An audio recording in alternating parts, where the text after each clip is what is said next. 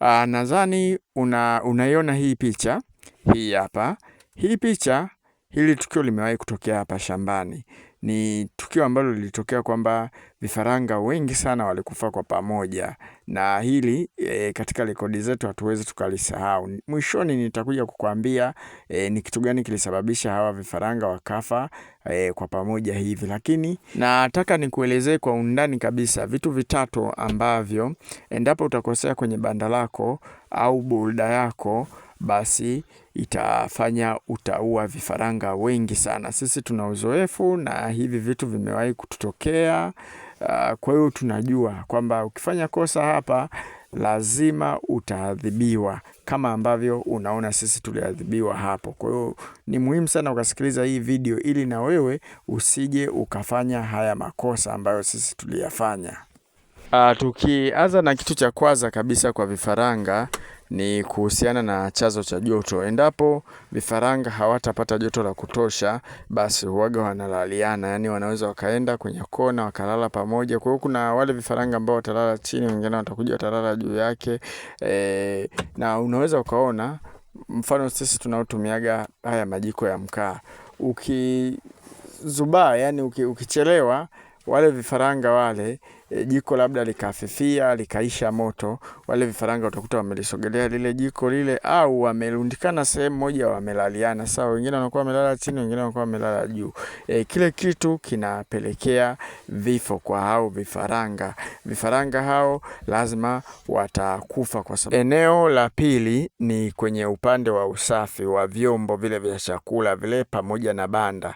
Tukianza na vyombo, unapokuwa unawawekea maji mengine vifaranga, labda wamemaliza, safisha vyombo. Na sio kwamba unapowawekea tu maji, hakikisha kwa siku unasafisha vyombo walau mara 3 au mara 2. Hata kama labda uliwawekea maji yenye vitamin, muda mwingine kuna wengine wanakuwa na vifaranga wachache. Unaweza kuwa na vifaranga wachache tu. Sasa labda uliwawekea maji yenye vitamin, unakuta yale maji labda yamekata siku 3 siku 4, hilo ni kosa. Unaweza ukaua vifaranga wako wote. Hakikisha mchanganyo ambao unakuwa unawawekea vifaranga wako unakuwa ni wa masaa 24. Yani ukiwawekea leo asubuhi, basi kesho asubuhi huo umeisha. Lakini ni vyema zaidi walau ukaweka masaa 12, kwa sababu ile itakupa nafasi ya wewe kusafisha vyombo mara 2. Yani ukiweka asubuhi unakuwa unasafisha vyombo asubuhi, unakuja unakuwa unasafisha vyombo na jioni. Kwa hiyo hicho ni kitu ambacho ni muhimu sana. Lakini pia unapokuwa unaweka vyombo vyako vile, hakikisha hakuna takataka ambazo zinakuwa zinaingia kwenye yale makopo ya chakula. Kwa mfano kama umeweka matandazo mle, yale matandazo yakiwa yanaingia kwenye vile vyombo vya chakula, maana yake wale kuku wanakuwa wanakula uchafu. Usafi wa banda, banda likichafuka chini, wapo wafugaji waga wananiulizaga kwamba hivi nasafisha banda baada ya muda gani? Banda halihitaji muda wa kusafisha. Banda likichafuka tu unasafisha. Hata kama umesafisha leo, kesho likawa limechafuka, basi wewe inatakiwa ulisafishe. Kwa hiyo vifaranga wanahitaji usafi wa hali ya juu sana, ili uweze kuepukana na vifo visivyokuwa vya lazima. Na kwa kukukumbusha tu, sisi KingoFarm huwaga tunatoa elimu ya uleaji wa vifaranga. Kama hivi tukileta vifaranga wadogo kama hao hapo, tunaelekeza jinsi ambavyo tunawapokea, vitamini ambazo tunawapatia, booster, yani maandalizi yale yote ya kuwapokea vifaranga. Manake ukikosea kuwapokea vifaranga, ndivyo ambavyo ni rahisi kwako wewe pia kufanya makosa pale ambapo vifaranga wakifika kaumri fulani unakuta wanakufa tu. Kumbe yale makosa uliyofanya tokea wakiwa vifaranga wadogo. Kujiunga na kundi letu la mafunzo, ada yake ni shilingi 8,000 kwa muda wa miezi 2. Lakini pia sisi KingoFarm tuna vitabu ambavyo vinaelezea ufugaji. Yani tunacho kitabu kwa mfano cha safari ya ufugaji, hicho ni kwa ajili ya kuwafuga kuku chotara. Tunacho kitabu cha ufugaji wa broiler kwa ajili ya broiler. Tunacho kitabu cha kuku wa kienyeji kwa ajili ya kuku wa kienyeji. Pia tunacho kitabu cha kutengeneza tiba za asili. Vitabu vyetu gharama yake ni shilingi 10,000 na ni soft copy, tunakutumia kwa njia ya WhatsApp. Pia kwa wale ambao wanahitaji kututolesha mayai wao wenyewe, incubator sisi tunatengeneza, tunazo kwa gharama nafuu kabisa. Ukitutafuta kwenye hiyo namba ya simu unaweza ukapata hizi huduma.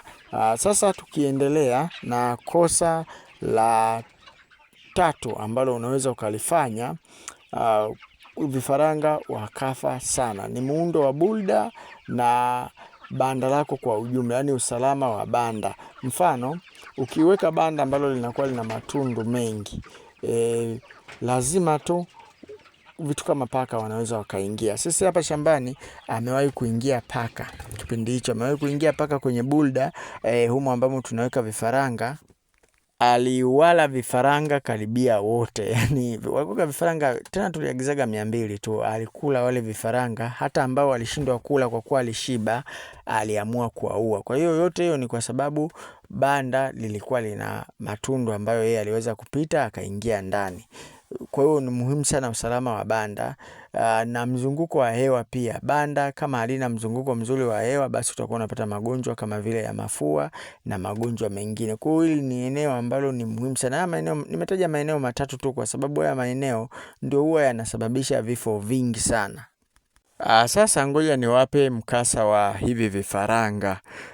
Hivi vifaranga bwana walikufa kwa sababu ya ukosefu wa joto, na kilichotokea ni kwamba tulikuwa tunatumia jiko la mkaa, ila siku hiyo bahati mbaya tukaweka jiko dogo lile la mkaa. Kwa hiyo ujue ukiweka jiko dogo maana yake linawahi kuisha, kila baada ya masaa mawili inatakiwa uamke kubadilisha. Sasa likawa kuna muda limeisha kabisa mkaa. Hawa vifaranga walivyofanya, kwa sababu kidogo walikuwa ni wakubwa, walikuwa vifaranga wa broiler, walienda kwenye kona ile sehemu ambayo wanalala, wakatoa matandazo. Unajua bora yangebaki matandazo, na matandazo hatukuweka mengi ya kutosha kwenye hiyo bulda. Yangebaki matandazo yangewakinga. Kwa hiyo wakatoa matandazo, ikabaki ile sakafu, yani ikabaki ile rafu ile ya chini. Kama unavyojua, rafu huwaga inafyoza baridi ambalo linatoka chini ya sakafu inapeleka kwenye mwili. Kwa hiyo walipolaliana pale, au vifaranga walikufa, tukaona kama vile wamelowana na maji hivi, kwa kuwa walikuwa wapo kabisa kwenye sakafu. Kwa hiyo jambo la msingi hapo ambalo unaweza kujifunza, kwanza joto.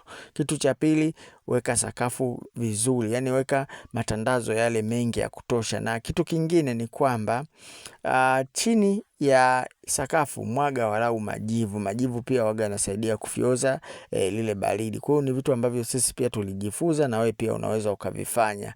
Muhimu sana, tokea pale sisi tukanunua majiko makubwa yale ambayo yanakaa muda mrefu bila kuzima, ili yaweze kutusaidia. Na majiko yale yamewekwa na udongo kiasi kwamba hata kama joto litaisha, lakini eneo lile lenye udongo mara nyingi sana waga linatuza joto kwa muda mrefu. Hichi kitu hakijawahi kutokea tena, na nakushauri na wewe kama ulikuwa una changamoto hizo, unaweza ukazisolve kama ambavyo sisi tulifanya.